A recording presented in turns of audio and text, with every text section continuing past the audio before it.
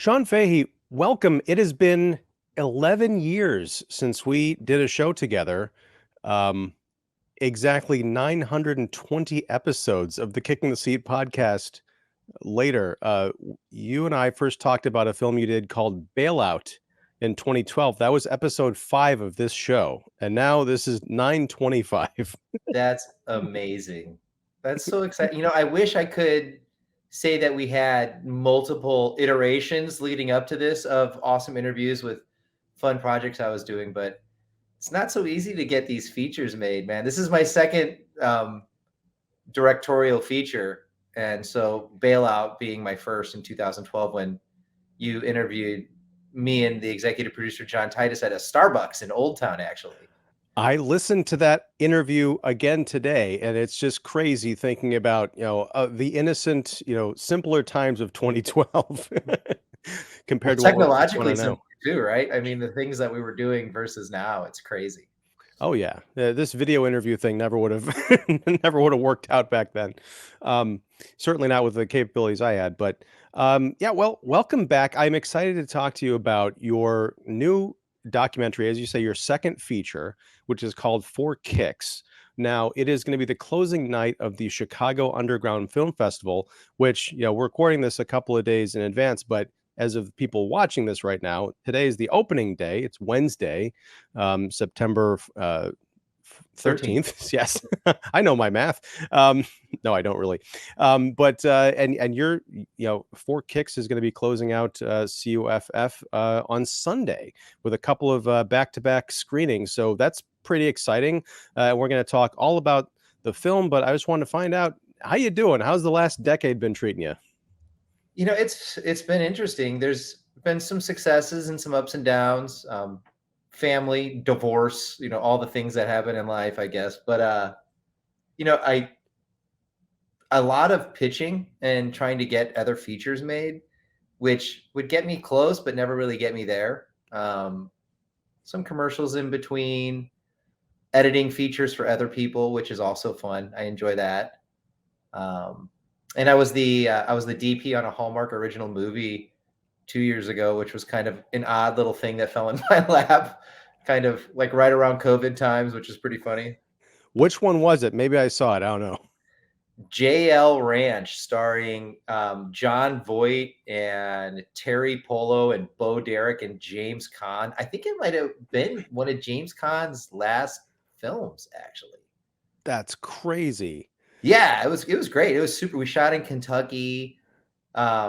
Sean McNamara was the director. He did Soul Surfer, which is a great film, and Stephen Paul was the producer, and so was Jamie Nutella. And I actually was repped by Jamie Nutella's company in LA for a long time as a director.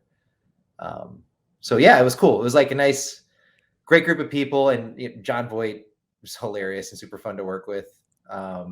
As was James Caan, and Bo Derek's wonderful, and so was Terry Polo. It's really cool. That was fun. I feel like we'll have to do a follow-up podcast to talk about the shooting and production of that movie because wow. But so we haven't really talked. I mean, we're Facebook friends, and we've kind of kept in touch like from afar for the last decade or so. But before we get into For Kicks, I want to ask, as a working filmmaker who's trying to get movies off the ground and also taking the kind of work that you can get in various fields, whether it's shooting, editing, whatever, do you have a day job, or is this like you're just all about the grind and making it happen? I mean, this is it. I've delved into startup a little bit, so I've helped develop and build 4 different cross-platform mobile applications because I feel like it's a little left brain, right brain, but I get to be a little bit more on the creative side of it, so it feels like storytelling to me. If that makes sense. And I have a great group of UX and UI developers that I can call and work with for things like that. So I've done a few projects like that.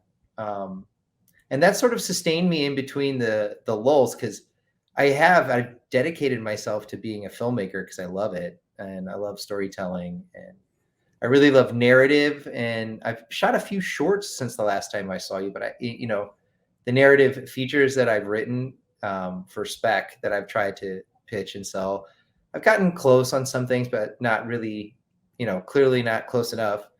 And I've had some scripts come my way through the pipeline, and I've been in the room with major studios and major production companies in Hollywood.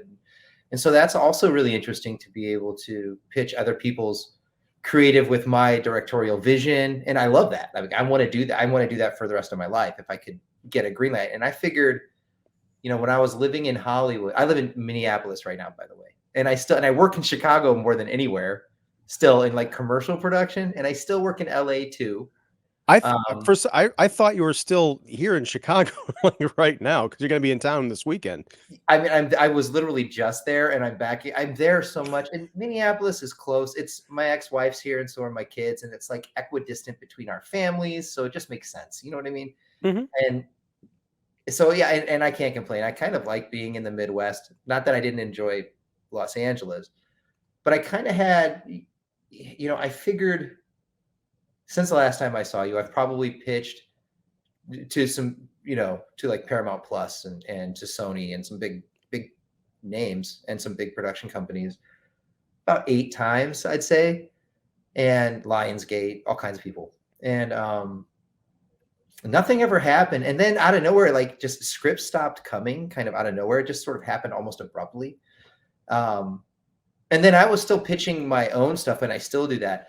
But I stopped getting scripts. And I think it was also some of the people that I knew on the agency side, and people that I knew in-house at places, they all there was a big changing of the guard.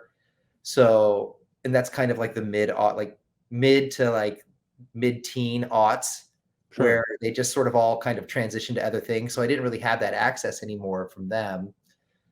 And, I started finding it. I mean, I still, because I had to survive, I was doing assistant directing a lot still, assistant camera operating when I could, producing things here and there, and production managing. So I do everything. And then editing, which I really love because that's where I got my start in the business and we should get to that because my origin story with this film really does take place in Chicago post-production, which is kind of neat. And I don't know I should jump into that for you. So in the early 2000s, I was an assistant editor at Swell Pictures, and Swell was in the NBC building. It was like the 18th floor of the NBC building. It was this amazing super house. It had, audio, 7 editing bays, huge video core, all the motion graphics, anything you would want to do, all the stuff. And I learned how to edit there, but I also met Thomas there. So I remember one morning, I can't remember who the client was, like Leo Burnett or somebody was coming in, and I had to get in at like 6 a.m. to set up the room for my editor. And so I'm walking by, and I got like Starbucks and all this stuff, right? And I walked past this elevator bank, and there's this big, tall, handsome black dude in like a suit doing some kind of kung fu move. And I'm just like stop and kind of do a backtrack and double take, like, what is this guy doing? And he kind of stops and he looks at me and he's like, "Oh, you caught me, man." And then we just both started laughing about it. And it was just a great way to meet this guy. And we became really fast friends. I talked to him every day when I come to work and spend time with him. We'd take breaks for lunch, stuff like that. And I remember one day not too far after that, he asked me if I'd be comfortable editing together like a fight reel for him. I learned about his martial arts a little bit, but he didn't dive into like the full story. And of course I said, yeah, I'm happy to help you, and I figured he'd be giving me like a high 8 with like some at home, martial arts stuff in his backyard and the next day he comes with this bag filled with these VHS tapes with his face on the cover with Chinese characters with titles like, Mafia versus Ninja and Ninja USA. And like, I was floored. Like it was crazy to think. And my buddy was like this low key celebrity. Right. And so I actually taught myself how to edit on the Avid using Thomas's early 80s ninja movies that were produced in Taiwan. It's kind of great. That's how I started it all. That's how it started all. And now, like thinking about that, when I edit features, which I love to do, the point of origin is feature films, and it's these really campy, fun martial arts feature films that kind of planted the seed for like where martial arts fighting is now for movies, or like there would be no Matrix without these movies that were happening in the 80s that Thomas was involved with. Like, it's pretty amazing. So this is all happening in the early 2000s, you said, right? This is really Yes. early on in your career. So flash forward to, 20 years later, you're coming out with this documentary that is partially about Eugene Thomas and partially about Ron Van Clief and their kind of history as, being black actors slash martial artists making a name for themselves in martial arts cinema. Was there an idea for this story kind of always gestating in your mind, or what? And we were just talking about this kind of the decade of, between Bailout and now. Why this picture? How did you grab this one out of the ether and say, this is going to be my next story?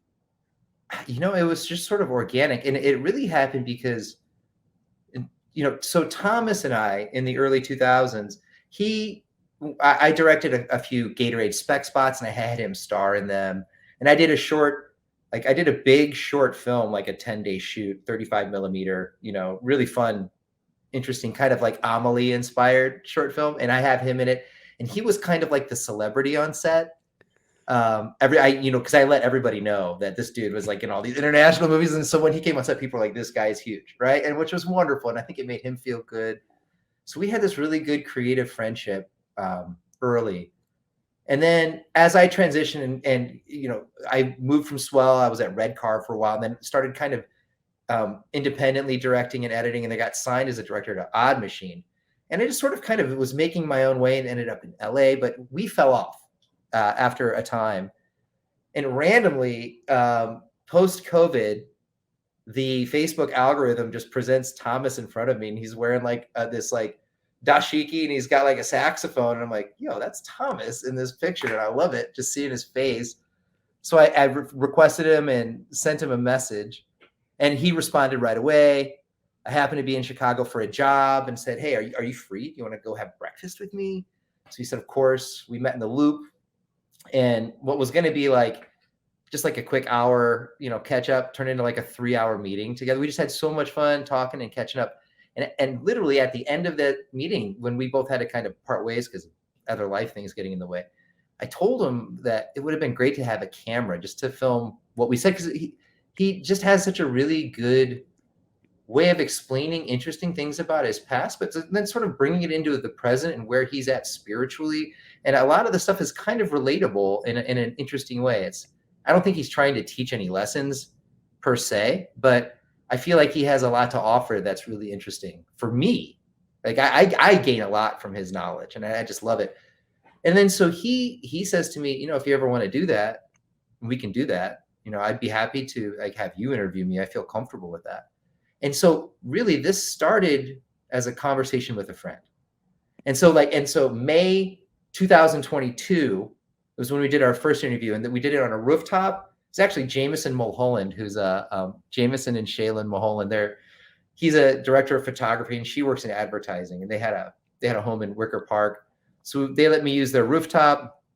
I had some gear together. Just it worked out. So he meets me, and then this one interview was kind of like the magical interview, right? And I didn't realize that Ron Van Clief was even going to be in this thing at that point. It was really about a conversation with a friend. But then as his story kind of unfolds and as I'm kind of learning about it, and I was going to do a short at first, because I was like, I can just do a cool little short about him and it would be fun. So I had him bring like a wardrobe change, and I had him do some shingi bagua, which is a style of martial art he does. So I have him doing that on the rooftop. So if you go to see the film, at the Chicago Underground Film Festival on Sunday, September 17th. You can see that. But if not, hopefully sometime in the near future for anybody who's watching, maybe you'll see it on a Netflix or a Hulu or something. Who knows, right? Fingers crossed. But so if it would have been a short, it would have been cool. I would have had him doing martial arts. I would have kind of smattered together some fun clips from his movies, and it would have been a fun homage and a way to celebrate my friend. But I felt like there was more there. Because one thing that he does that's really interesting is he leaves you with like interesting information that just scratches the surface on something you want to know more about. And I like that he kind of touches on things and you get it. And I think one thing that really resonated with me was that he was disenfranchised by LA.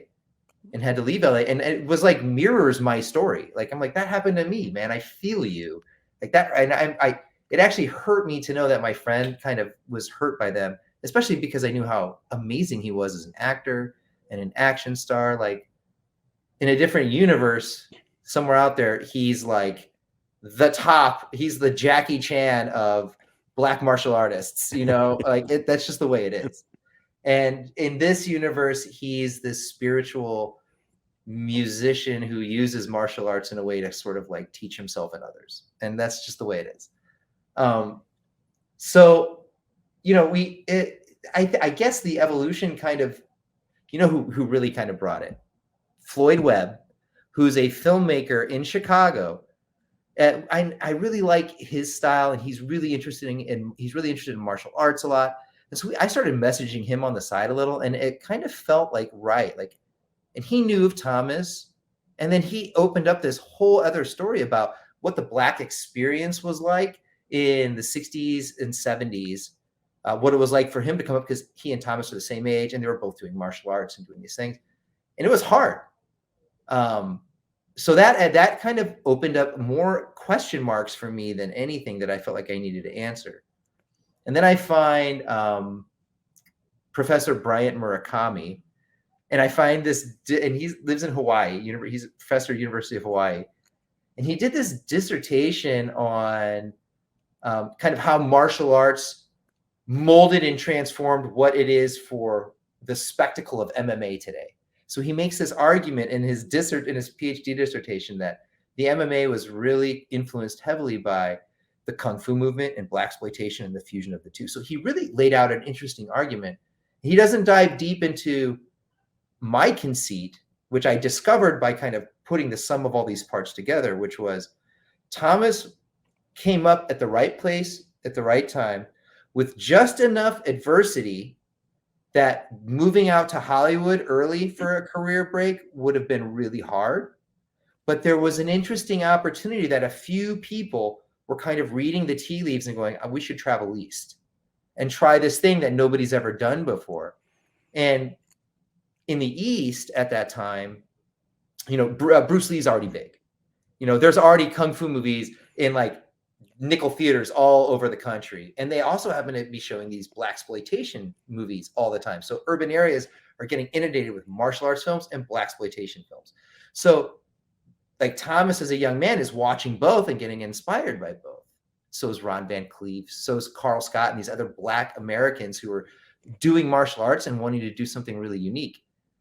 And so what each of them did in a unique way was they found a destination in Asia. Ron Van Clief and Carl Scott kind of both made it into the Hong Kong system, and Thomas found his way into Taiwan in a really unique way. And they partnered with these interesting people who were able to sort of carry them, but they are also picking up on and seeing that Blaxploitation is a huge moneymaker.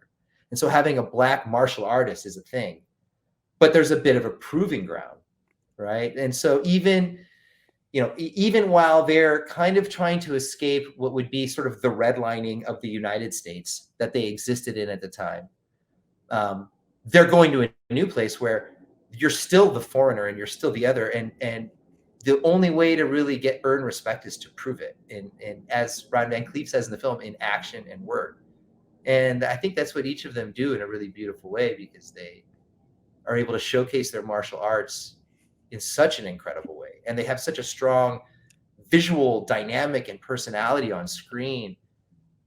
And these movies are getting made at a time when, the VHS boom and direct video is like becoming a thing.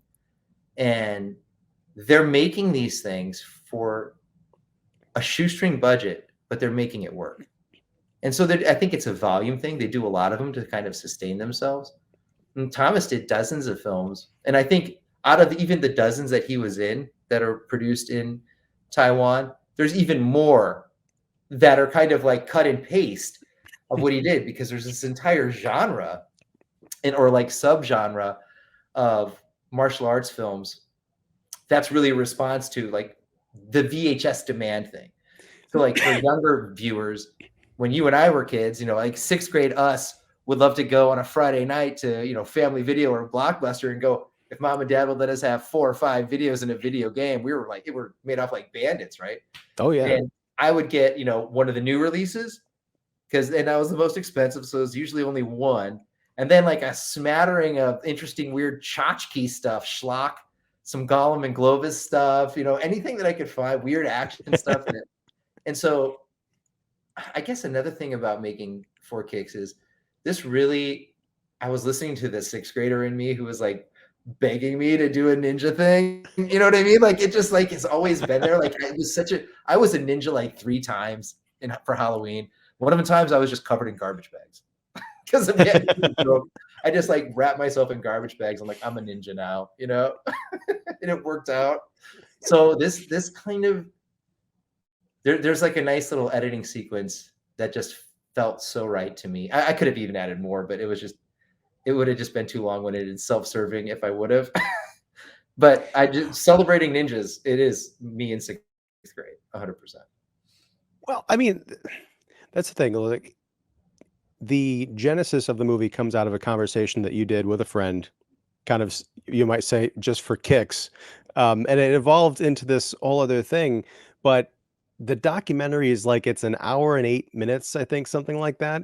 But it feels so Yeah. expansive in not only just the history of kung fu movies and where these martial artists, how they came up and where they are now and their life journeys. It's also the history of getting into Chicago and culturally what was going on there, and the Tae Kwon Do school that Thomas ended up going to, his history with watching kung fu movies, kind of getting a knack for that, but then also getting into actual training for Tae Kwon Do and having to sort of have his master refine what he'd learned from watching movies, and then eventually going over to Taiwan and getting into movies and proving his actual martial arts skills in order to be in fictitious versions of the art that he was kind of weaned on.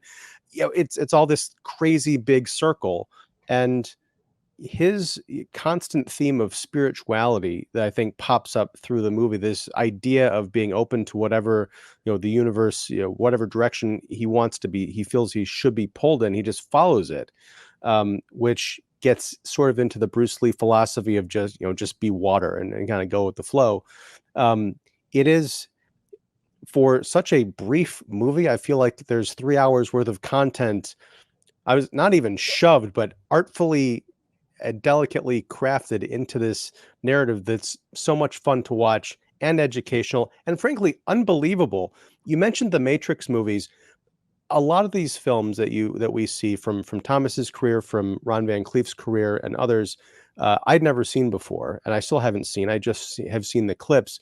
But some of these moves, man, there's no wires. There's just very brave camera people. I think watching folks get thrown around and thrown into other people and rebounding and coming back and flying through the air.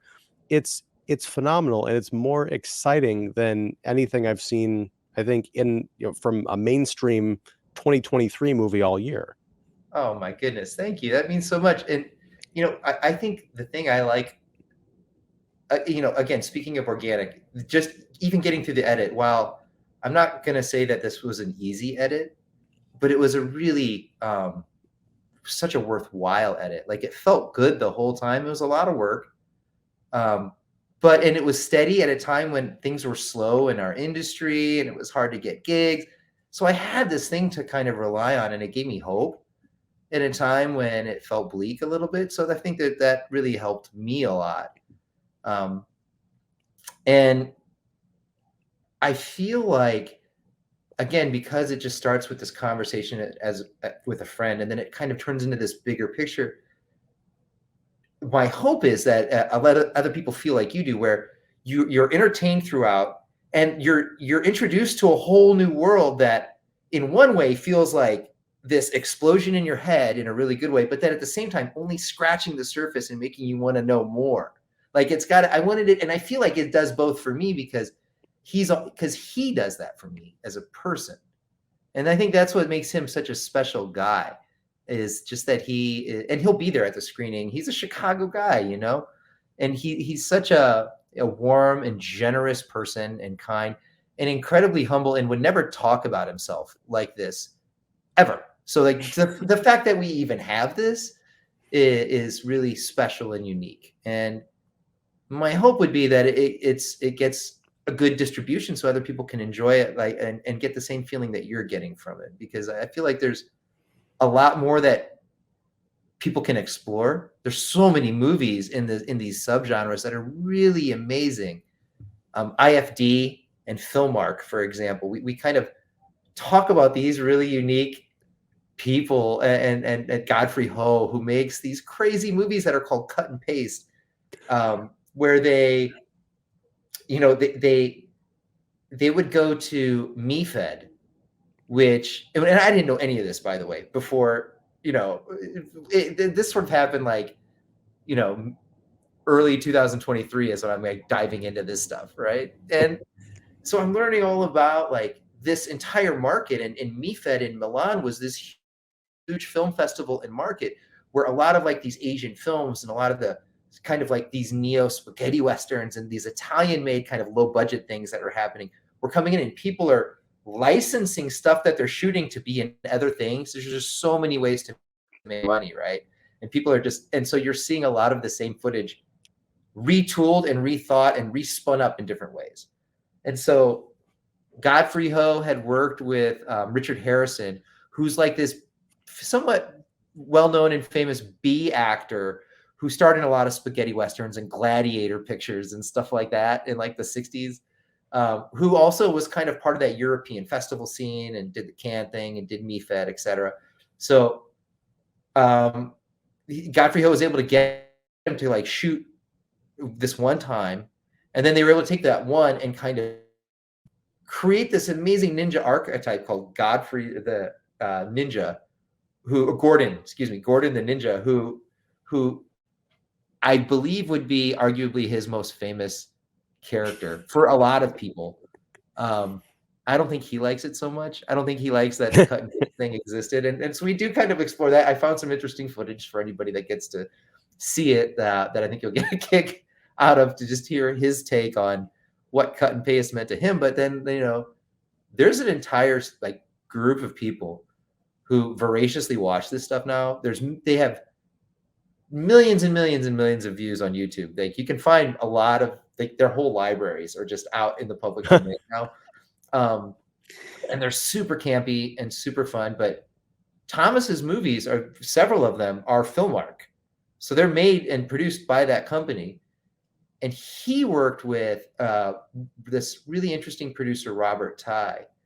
And Robert Tae and Jackie Chan are like dear friends from way back. Robert Tae was a fight choreographer for all the 5 Deadly Venom films. So he comes out of that Hong Kong scene. And when they were filming Mafia versus Ninja, or was it Super Ninja? One of the two.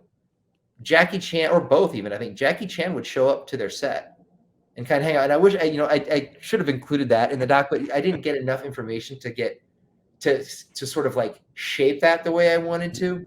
But he told me that, but at least Thomas had a really fun way of kind of interjecting that. He's like, he saw me being like a cop with like an Asian guy being a cop, and then lo and behold, what happens with them later with the whole Rush Hour franchise. And I love that, like he kind of strings that together. I'm like, you're not wrong.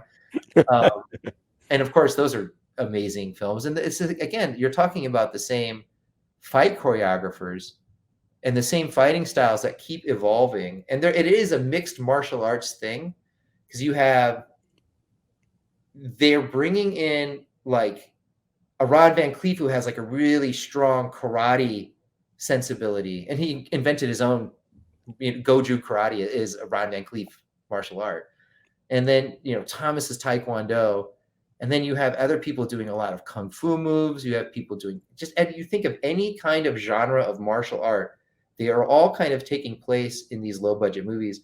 And the people that are flocking to kind of be a part of this are coming from Italy. They're coming from Germany. They're coming from the United States, Canada. Nobody speaks the same language, and so everything's always dubbed over.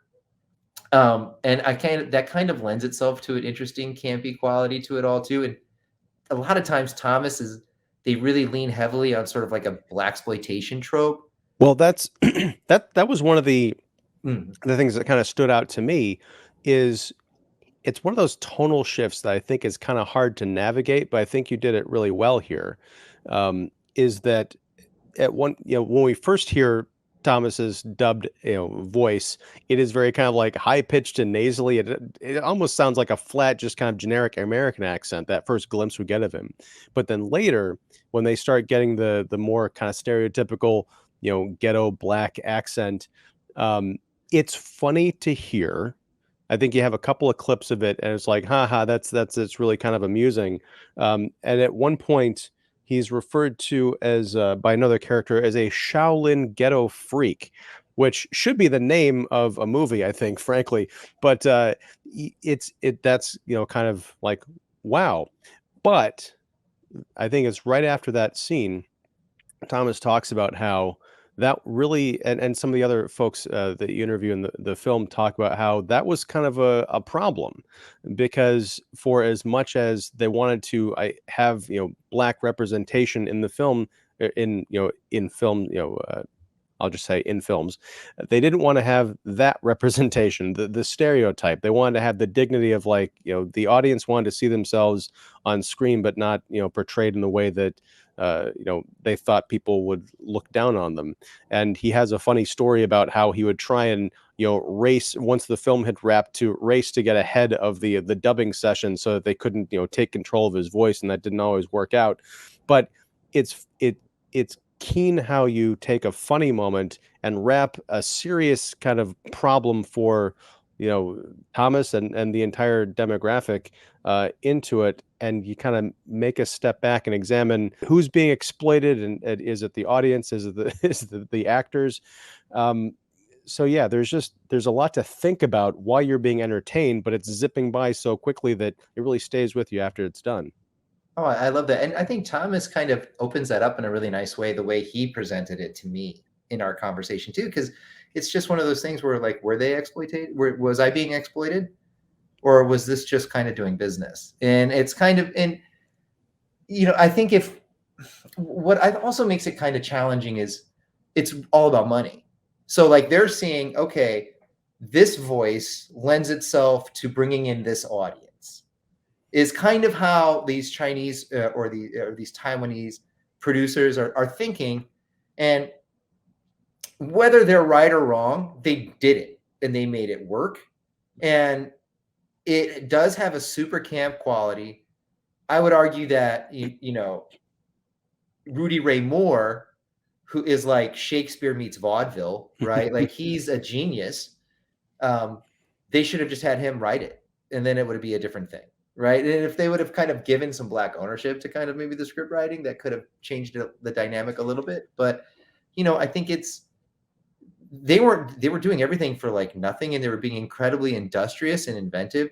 I don't think there's like in any it's all pure profit motive, but also highly creative and taking big chances and doing weird things. And I think that Thomas has found a way to have, no pun intended, a very unique visual voice. And yeah, I never asked him, and I wish I should have, which films he was actually able to use his actual voice in, because I don't know if any of the ones that I introduced are actually his voice. But I don't, I think maybe, I don't think Mafia versus Ninja is. I should have done some digging on that. But again, this is like for the audience, if you want to dig a little deeper, by all means. And yeah, again, this invites a lot of kind of homework in a positive way. And I want to ask you about that too. You mentioned a lot of these films are kind of on YouTube or floating around. Some of the clips that you use aren't the highest quality, and I wonder, is there any interest at all that you've found in some of your research in doing a Eugene Thomas box set or or Ron Van Clief box set, or black exploitation meets kung fu box set or something, where you get a company to remaster these things, put them out? It'd be great to have Thomas on a commentary track kind of talking about his experience of making these movies more in depth. Sure. Toby Russell, who we interview, and he's Ken Russell's son. So Ken Russell, who did the psychedelic trip movie Tommy, right? Yeah. This awesome British director. And Toby acts alongside Thomas in Ninja: The Final Duel. So he's Hmm. also in Shaolin Dolomite, because Shaolin Dolomite is a cut and paste similar to IFD and Film Arc with Rudy Ray Moore. And we feature Rudy Ray Moore, by the way, because I felt like I had to, because we talk about blaxploitation so much and we show up, but then you really want to see somebody who's self-made and did some amazing things. Rudy Ray Moore is incredible, right? Oh yeah. But Toby was able to, and I think more in like the early 2000s, he released some things. I mean, he was responsible for Shaolin Dolomite in a lot of ways, and I think he did some remastering of some stuff. But there's an entire group of people who are actively kind of seeking this stuff out, and I think that there's archives that are existing, and I tried to find the highest quality B-roll and archival footage that I could find. And you're right, it's hard. I would love to see, and I tried to use AI to enhance some of them because they were so visually low quality, and it worked for a few of them. I was able to kind of get them up a few percentage points, right?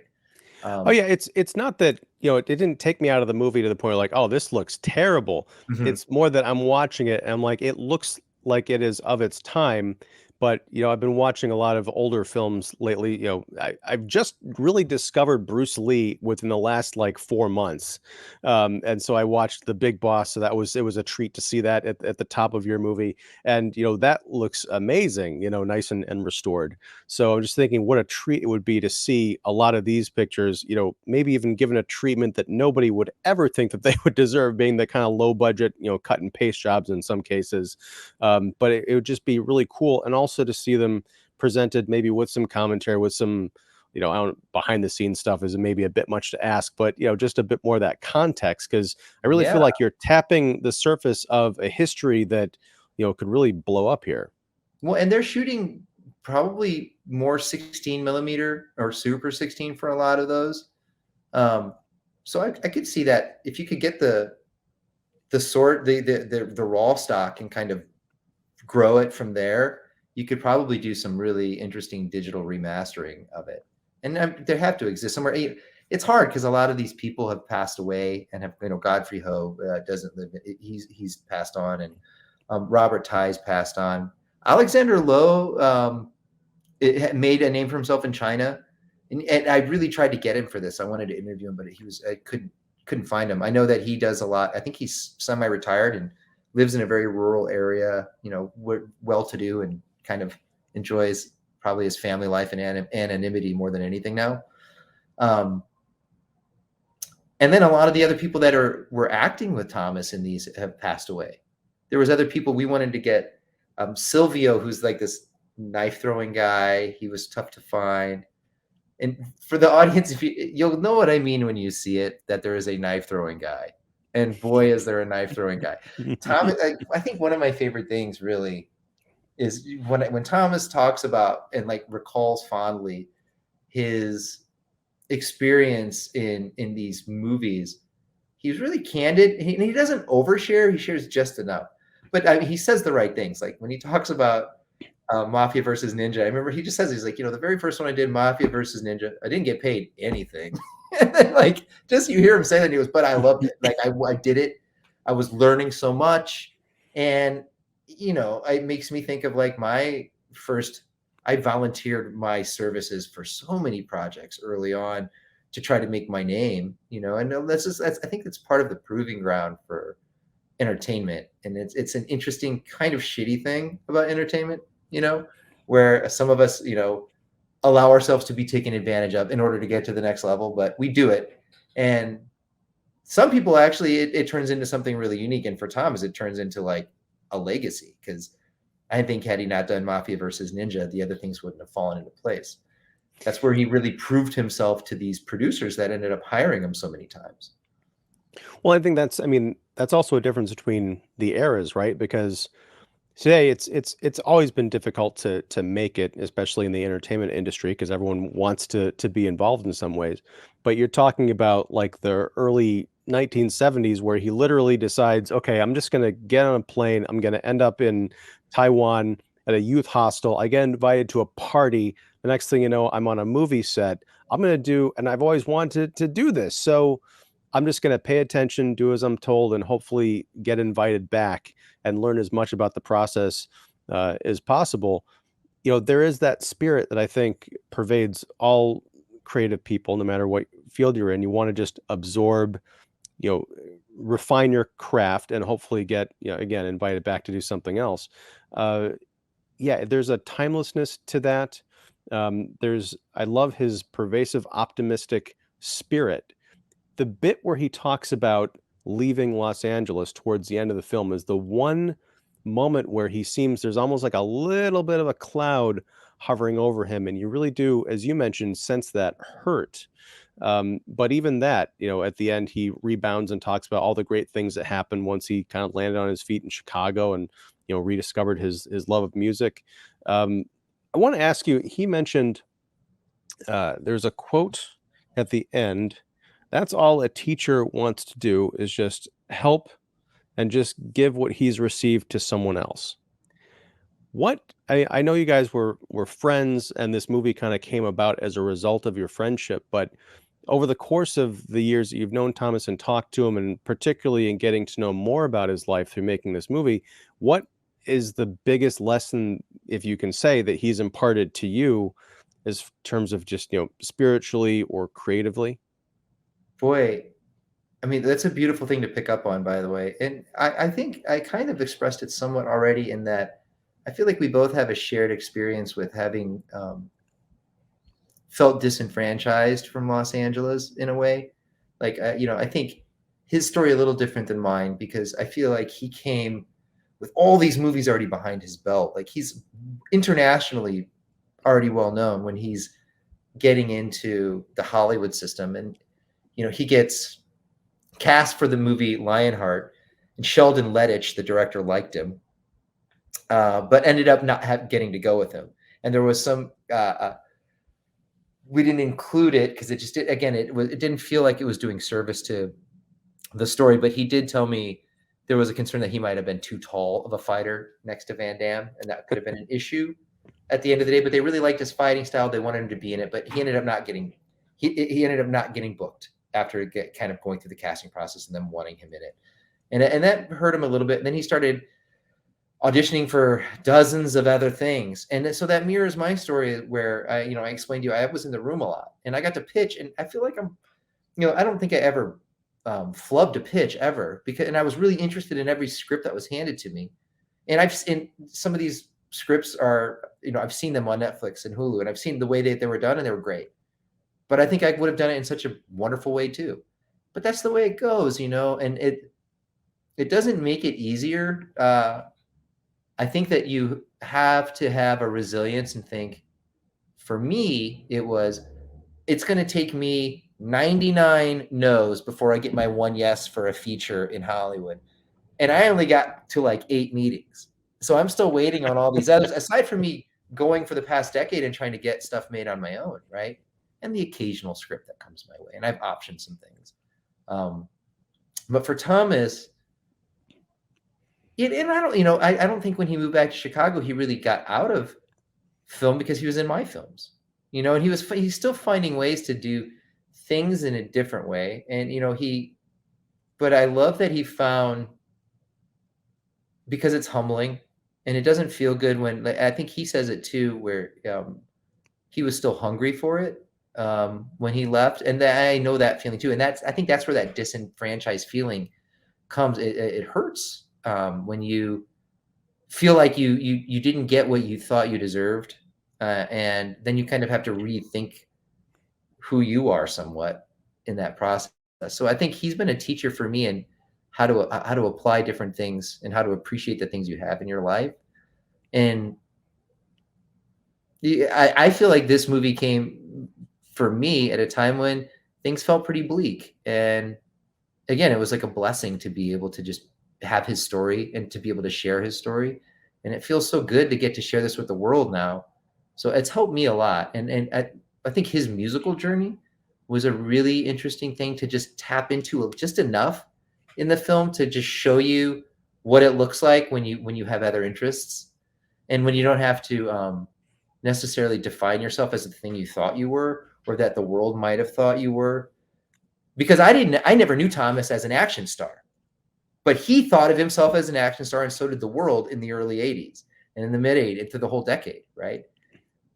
I knew Thomas as this awesome security guard dude who happens to be badass at martial arts and super creative and a musician and an incredible musician.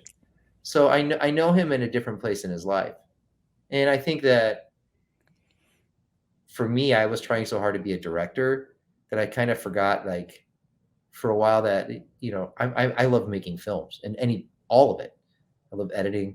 I love storytelling. And I think you can get tunnel vision a little bit. And when you don't get what you want and you get frustrated, you need to find a way to kind of take a step back and reflect.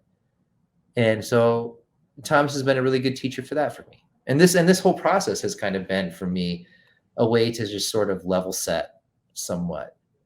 And I'm definitely not trying to get out of the game, you know, but I would like to be more frequent with these amazing interviews with you. You know, I would love to be able to do this more. So I'd still like to make more movies. But if I have to do one every decade because that's life, then that's life. I'm not giving up on it.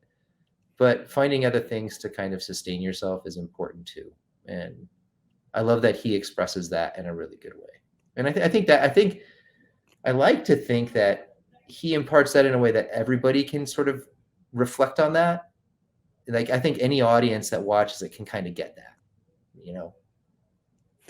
Well, I mean, it's a beautiful film. It's unexpectedly entertaining, which I was expecting to be entertained because I know you and I saw Bailout and it was a very entertaining movie, but I wasn't prepared for the places that this took me and the ideas that it put into my head about, well, maybe I should go explore this avenue and this avenue. It is eerie because at a certain point early on, I felt like maybe you'd been stalking me for like the past 2 years because I started out a journey in blaxploitation by watching Sweetback's Badass Song. Um, I spent a year covering canon films on another podcast with my friend Mark. We just discovered Bruce Lee and the Big Boss, and also my two sons just finished their first month of Tae Kwon Do.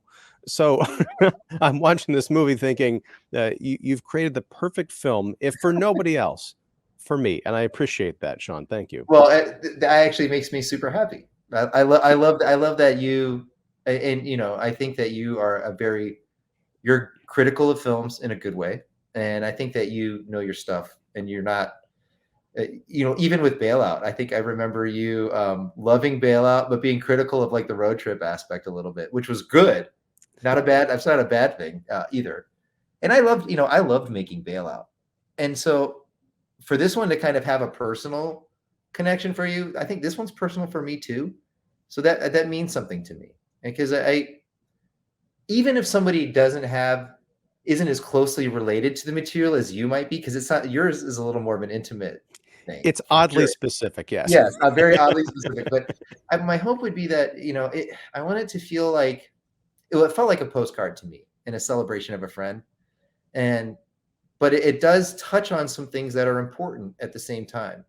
And we're not sitting in it for long enough to make you feel some sort of way or another at that point, but it does make you think and go, I might want to go back and revisit this again, or I might want to go dive into this part deeper. And I think, I really, at the end of the day, I feel like that if there's anything good about this film, it's that it can be the teacher that Thomas is in an interesting way, you know? Very much so. Now, you know, we kind of touched on it here and there. I mean, the movie is the closing night film for Chicago Underground Film Festival coming up on Sunday. But, you know, what do you anticipate the future of this being? You mentioned like Netflix or Hulu. Do you see this as being a streaming thing? Is it, you know, are you going to put out into festivals, like more festivals, and hopefully it gets picked up and distributed like art house style? What's your dream for Kicks? I mean, I would love to see it get picked up. And I think streaming would be the way to go for it. I think it fits best as streaming. And hopefully I feel like it would be a popular and fun thing for people to enjoy on a Netflix or a Hulu, or, you know, once the strike's over and all this stuff too, of course. But we're just having our world premiere as the closing night film of the Chicago Underground Film Fest, which is a huge honor. I've never been the closing night of a film festival, so that's sweet.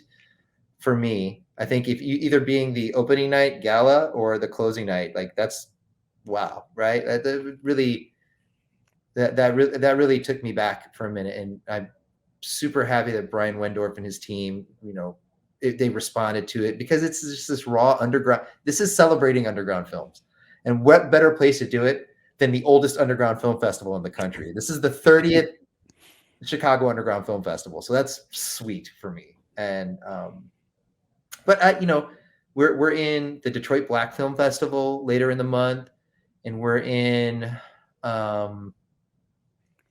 Arizona Underground Film Festival, and we're in the Twin Cities Black Film Festival, and then the Urban Action Showcase in New York, which is put on by a former HBO exec, and I think that there might be some inroads into distribution there. But my hope would be some other larger festivals over the season, and who knows, maybe by the spring of next year, maybe I can share awesome news with people, and it's on a platform. Well, I hope so too, because my biggest, I guess, question slash frustration coming out of this was, I know several people that I would love to be able to see this immediately, and they're not, all in the Chicago area or able to come to a film festival. So I'm pulling for you. I hope that Four Kicks becomes widely available for everyone to see, and that make all the all the profits off of this, and go on to make a dozen more documentaries, more than once every 10 years, or whatever kind of films you want to make. Oh, I'll give you this. So I am about halfway through a script that's sort of loosely based around Thomas's story, and it's going to be, just imagine like a female Rocky, who's mixed race, Black and Taiwanese, who Thomas discovers is his daughter in Taiwan, and ends up traveling back for a funeral for a friend, and then finds this girl who's angry with the world, but also just a badass MMA fighter just trying to make her way, and decides to try to help her find peace so that she can win fights.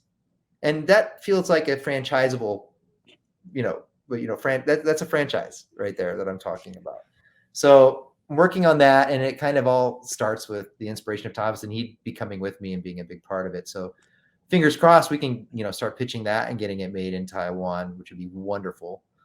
So that does sound phenomenal, and I will be the first one there to, well, probably not the first one, but I would be right up at the front of the line to watch it.